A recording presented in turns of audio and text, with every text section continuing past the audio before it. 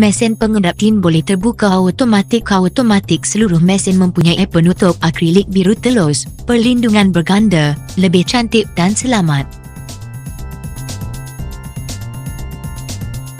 Kawalan servo mesin keseluruhan menjadikan peralatan berjalan lebih selamat, lebih stabil dan lebih pintar.